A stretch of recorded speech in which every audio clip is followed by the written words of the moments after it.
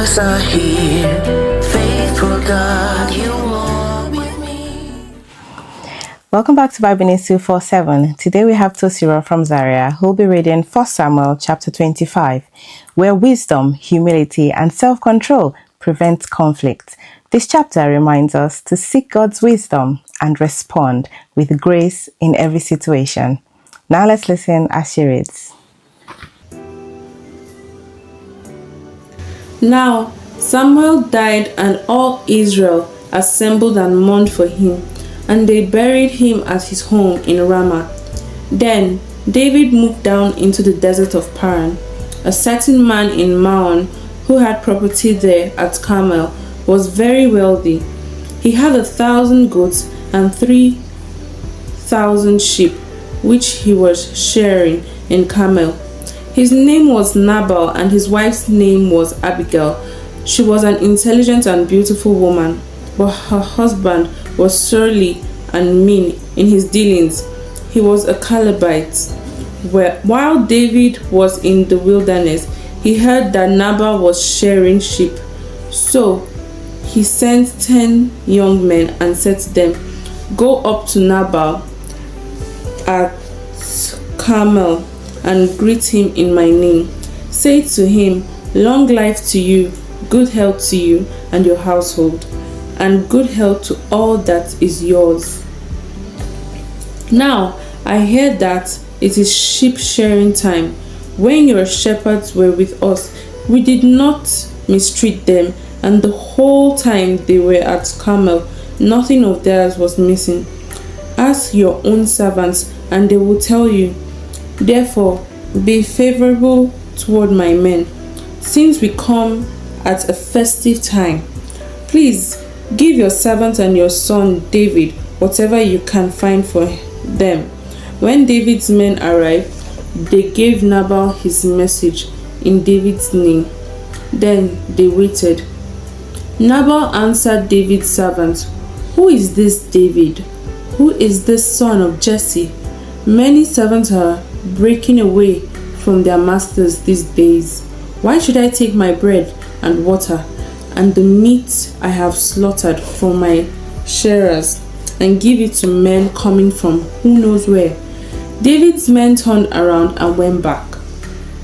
When they arrived, they reported every word. David said to his men, "Each of you strap on your sword." So they did, and David strapped his on as well. About 400 men went up with David, while 200 stayed with the supplies. One of the servants told Abigail, Nabal's wife, "David sent messengers from the wilderness to give our master his greetings, but he hurled insults at them.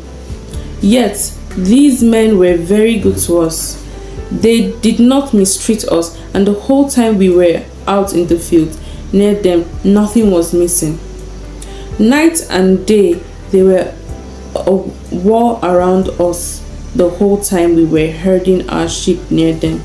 Now think it over and see what you can do, because disaster is hanging over our master and his whole household. He is such a wicked man that no one can talk to him."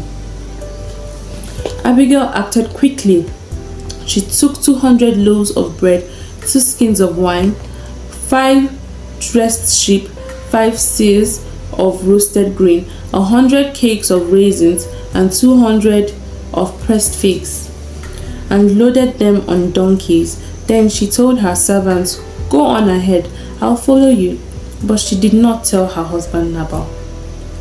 As she came riding her donkey into a mountain ravine, there were David and his men descending toward her, and she met them. David had just said, "It's been useless, all my watching over this fellow's property in the wilderness, so that nothing of his was missing.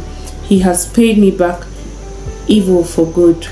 May God deal with David, be it ever so severely, if by morning I leave alive 1 meal of all who belong to him." When Abigail saw David, she quickly got off her donkey and bowed down before David with her face to the ground. She fell at his feet and said, "Pardon your servant, my lord, and let me speak to you. Hear what your servant has to say. Please, pay no attention, my lord, to the wicked man Nabal. He is just like his name. His name means fool, and folly goes with him. And as for me, your servant, I did not see the men my lord sent. And now, my lord, as surely as the Lord your God lives, and as you live, since the Lord has kept you from bloodshed and from avenging yourself with your own hands, may your enemies and all who are intent on harming my Lord be like Nabal, and let this gift which your servant has brought to my Lord be given to the men who follow you. Please forgive your servant's presumption. The Lord your God will certainly make a lasting dynasty for my Lord, because you fight the Lord's battle, and no wrongdoing will be found in you as long as you live. Even though someone is pursuing you to take your life, the life of my Lord will be bound securely in the bundle of the living by the Lord your God. But the lives of your enemies he will hurl away as from the pocket of a sling. When the Lord has fulfilled for my Lord every good thing he promised concerning him and has appointed him ruler over Israel, my Lord will not have on his conscience the staggering burden of needless bloodshed or of having avenged himself. And when the Lord your God has brought my Lord success, remember your servant." David said to Abigail, "Praise be to the Lord, the God of Israel, who has sent you today to meet me. May you be blessed for your good judgment and for keeping me from bloodshed this day and from avenging myself with my own hands.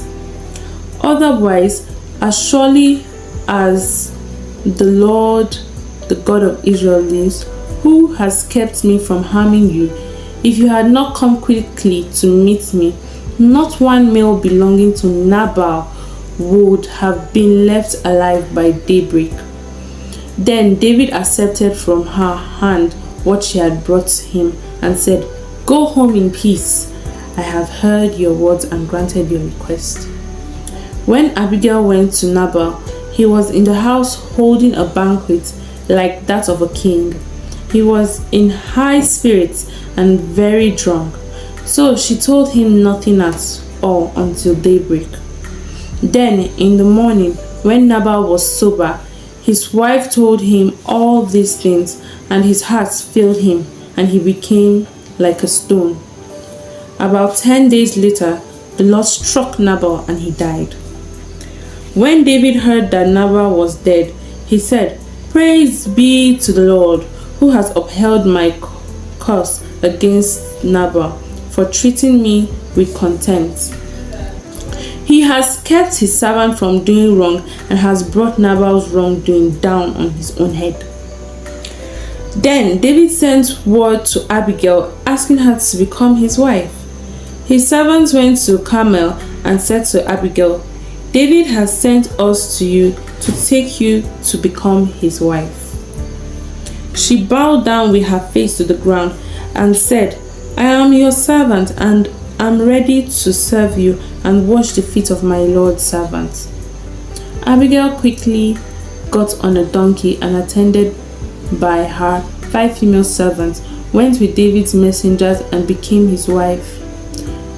David had also married Ahinoam of Jezreel, and they both were his wives.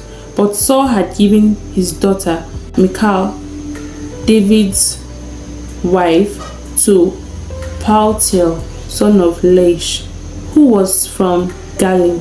Teshuron for Bible News. Thank you for joining us on Bible News 247, and thank you to Siron for that reading. May God guide us with his wisdom, patience, and humble hearts, and may he help us to respond with kindness, trust his justice, and walk faithfully in his way every day. Amen. My name is Kenny for Bible News. And a light, thy word is a lamp unto my feet